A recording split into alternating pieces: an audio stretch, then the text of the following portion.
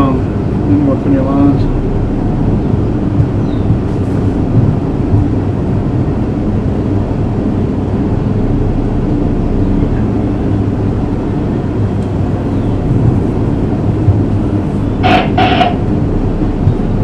You got your forward and back. You just got your spring lines. How you coming, babe? So I'm not either. Look for E-Doc. Can you see it?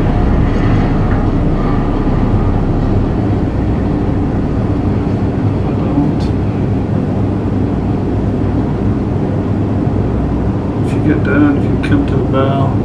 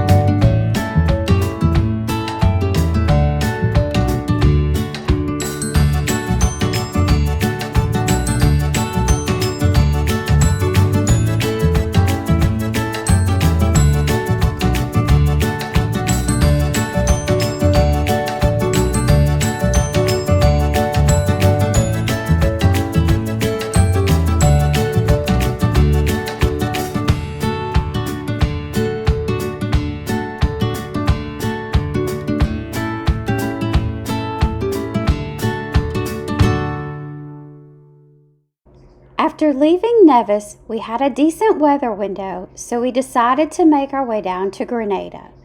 We motored on, stopping to anchor in Guadeloupe for the night before continuing an overnight passage. We arrived in Grenada just around lunchtime, ready for a little rest. We had a slip booked in Port Louis for the next few weeks and were headed home for the week to check on the girls and spend some time with family. We also had to pick up some parts to deal with the davit problems, which we'll have to fill you in on those issues.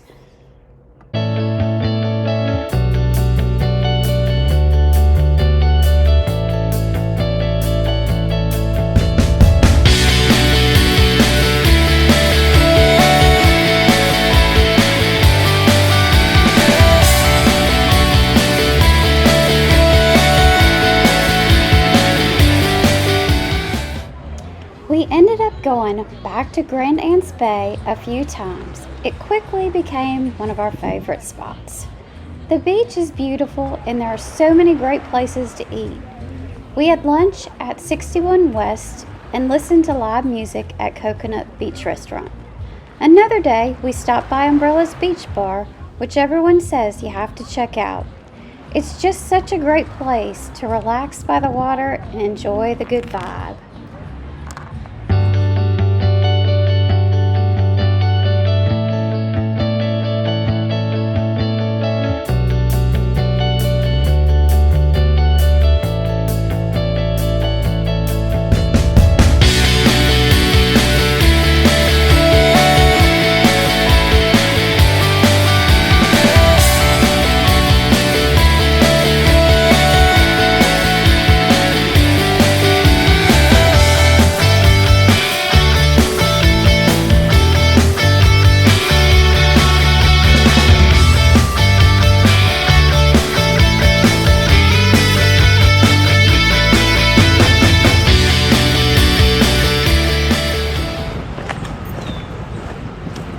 Good morning from Grenada. We are headed out for a little walk and going to the chocolate factory and the market, which all of this is in St. George. What do you call it? St. George Yeah, St. George. We're going to go to St. George Market, walk around the edge of St. George Harbor. Yeah. On the waterfront. See all the little sites on the way, little businesses, restaurants and shops. People, the local people, the flavor of St. George's Harbor.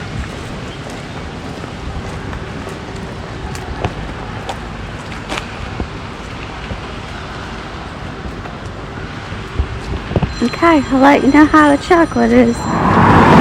There is your island water world, which is basically your West Marine of Grenada.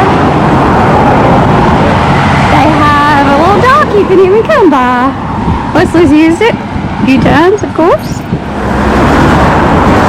There's the nursery. You can go out on your dinghy and pick out your plants.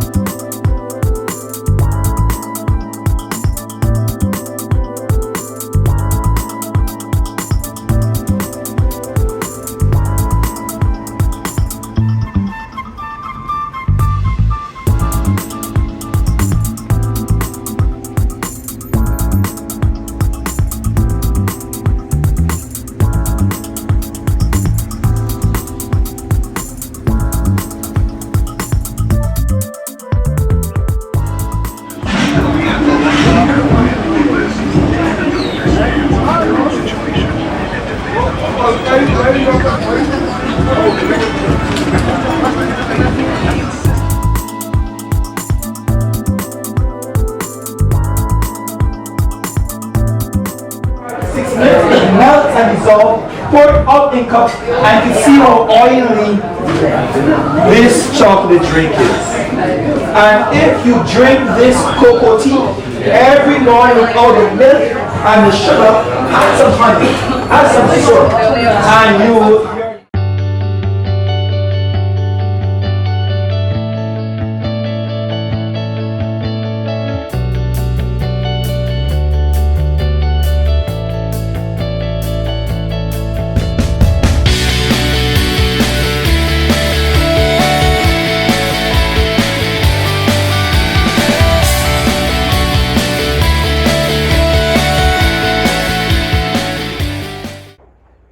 After two powerful storms, Hurricane Ivan and Hurricane Emily damaged the reefs of Grenada, an underwater museum was created. It was in 2006, British artist Jason Decaires Taylor created the amazing Molinaire underwater sculpture port in Molinaire Bay. He placed sculptures on the ocean floor where coral, fish, and sea life slowly transformed them into living works of art. What makes this underwater park so special is not just its creativity, but its purpose. The sculptures were carefully designed using environmentally friendly material that encourage coral to grow and marine life to return. Over time, the figures become covered with colorful corals and sponges, blending into the reef and creating new habitats for fish, crab, and other sea creatures.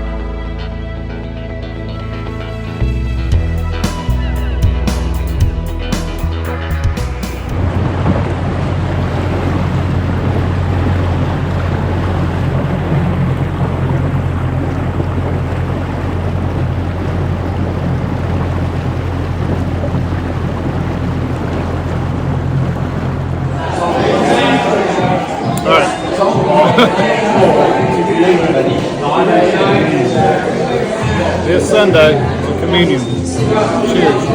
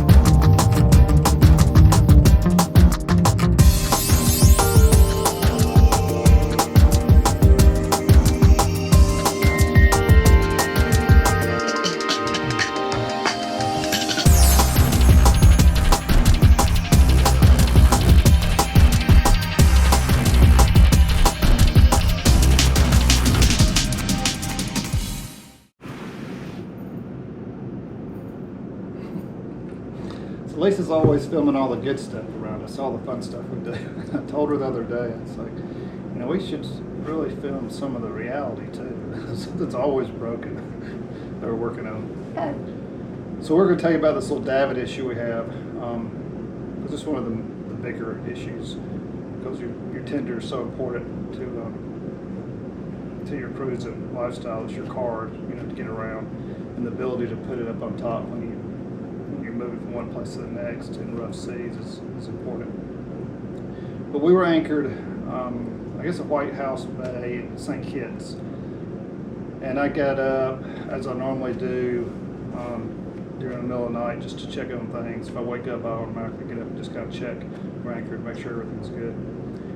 And I heard something running. I heard a motor or something running. It took me a while to figure it out. And ended up walking outside in the cockpit, and I could tell that it was the davit motor just running by itself.